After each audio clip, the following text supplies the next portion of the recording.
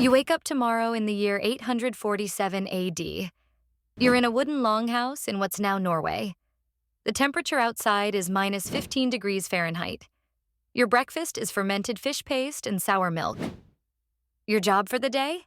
Help build a 75-foot longship using only hand tools, then practice sword combat until your hands bleed. Welcome to Viking life. No Netflix, no central heating, no antibiotics. Just brutal survival in one of the harshest environments humans have ever thrived in. The question isn't whether you'd want to be a Viking. The question is, would you last 30 days before dying of exposure, malnutrition, or violence? Here's what kept me obsessed with this question. Viking society lasted over 300 years in conditions that would kill most modern humans within weeks. What did they know about survival that we've completely forgotten? I have analyzed archaeological evidence, skeletal remains, and historical accounts to understand exactly what it took to survive as a Viking. The physical and mental demands are staggering. But here's the fascinating part. Some modern people would actually thrive in Viking society, while others would fail immediately. Your survival depends on specific traits that have nothing to do with how tough you think you are.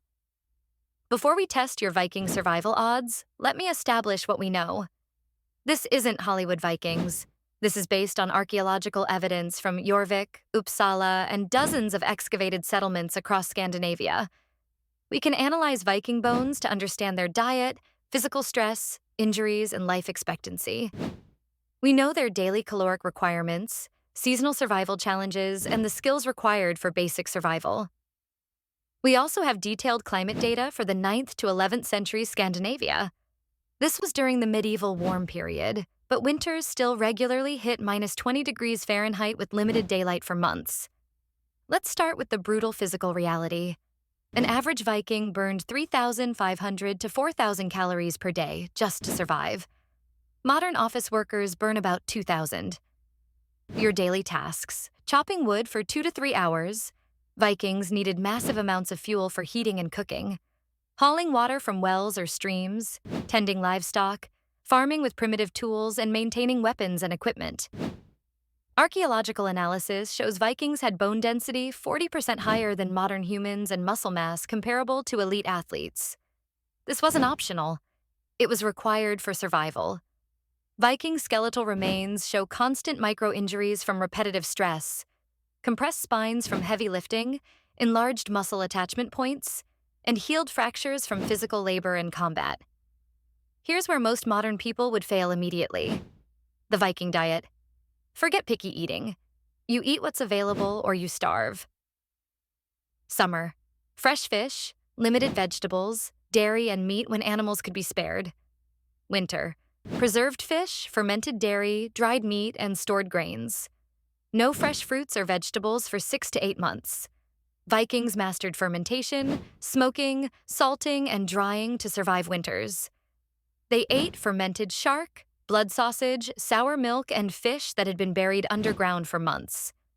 Skeletal analysis shows Vikings suffered from scurvy, rickets, and various nutritional deficiencies despite their survival expertise.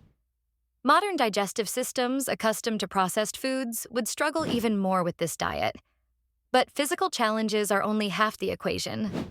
Viking society required extreme psychological resilience that most modern people lack entirely.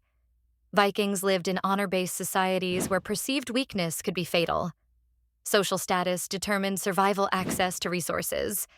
You couldn't just keep your head down and survive. You had to actively maintain your reputation. Disputes were resolved through combat or formal duels. There was no calling the police or filing lawsuits. If someone challenged your honor, you fought or became a social outcast. Individual survival was impossible. You were completely dependent on your community. Being banished was essentially a death sentence. This required social skills and political awareness that introverted or antisocial people would struggle with. So, what skills would you actually need? First, manual craftsmanship. Vikings made their own tools, weapons, clothing, and shelter. Can you work metal, tan leather, weave cloth, or build furniture with hand tools? Maritime skills were essential. Vikings navigated by stars, weather patterns, and ocean currents. They could build and repair ships, handle sails in storms, and survive weeks at sea on minimal rations. Combat proficiency wasn't optional. Even farmers needed to defend their land and family. Vikings trained constantly with swords, axes, spears, and shields. This wasn't weekend hobby training. This was daily preparation for life or death situations. Agricultural knowledge meant survival. Understanding crop rotation, soil management, animal breeding, and seasonal timing. One bad harvest meant starvation. Interestingly, some modern people would have significant advantages. Anyone with manual labor experience, military training, or outdoor survival skills would adapt better than soft-skilled professionals. Psychological research suggests certain personality types would thrive. High physical risk tolerance, comfort with hierarchy, ability to delay gratification, and strong social bonding capabilities. But modern advantages like abstract thinking, technology skills, and formal education provide minimal survival value in Viking society. Your MBA won't help you survive a Norwegian winter. Based on historical examples of cultural adaptation, modern humans would need 2 to 3 years of intensive training to develop basic Viking survival skills, assuming they could psychologically adapt at all. Here's the harsh reality. Viking life expectancy was 35 to 40 years. Infant mortality was 30%. 1 in 4 adults died from violence, disease, or accidents before age 30. If you were transported to Viking society tomorrow, your probability of surviving the first winter is roughly 15 to 20%.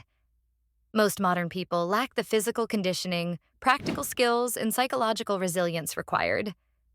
The people most likely to survive would be military veterans with outdoor experience, manual laborers with craft skills, people from rural backgrounds with agricultural knowledge, and individuals with high stress tolerance and social adaptability. Most would fail due to inability to perform manual labor, rejection of the diet, inability to handle cold, lack of practical skills, or failure to integrate socially. So honestly assess yourself. Could you chop wood for 3 hours daily? Eat fermented fish for breakfast? Fight with medieval weapons? Live without modern medicine or technology? If you're fascinated by historical survival challenges and want more deep dives into how humans adapted to extreme environments, subscribe and hit that notification bell. Drop a comment with your honest assessment. What percentage chance do you think you'd have of surviving as a Viking? And what modern skills do you think would actually help? If this reality check humbled your assumptions about historical toughness versus modern capabilities, smash that like button to help others discover how brutal pre-modern survival really was. Modern comfort is humanity's greatest achievement. Never forget that.